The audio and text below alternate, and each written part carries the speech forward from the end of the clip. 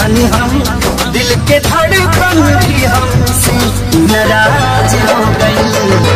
या तो हरा सिवा कुछ ना देखे सनम के हमसे गवाज हो गई। तो के दिलवा में तो के दिलवा में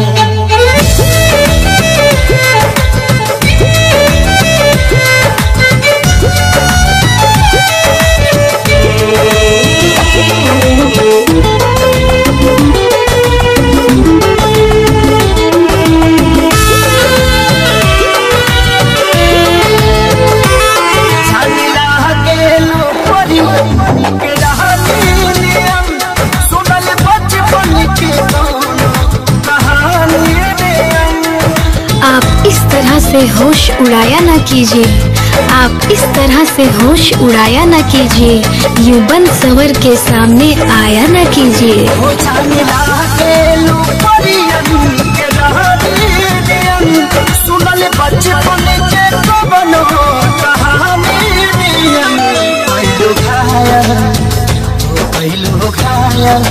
नजरिया के सनम और मुस्की से दिल के इलाज हो गए। तो के दिलवा में तो के दिलवा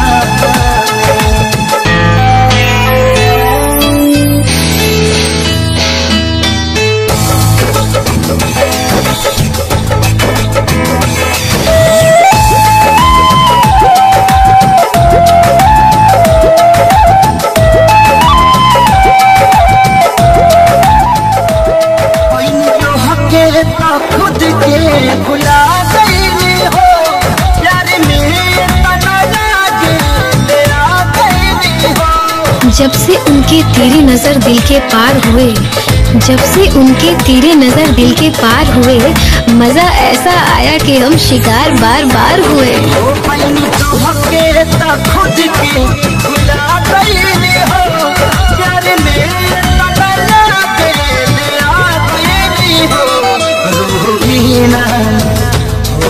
रोगीना में तो हर पुकार लगा।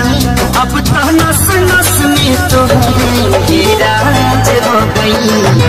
के दिलवा में जैसे बसा दिल के धड़कन की हमसे नाराज हो गई। तो के दिलवा में तो के दिलवा में दुल्हन वही जो पिया मन भाए 14 फरवरी शाम 6 बजे सिर्फ फिल्म ची चैनल पर।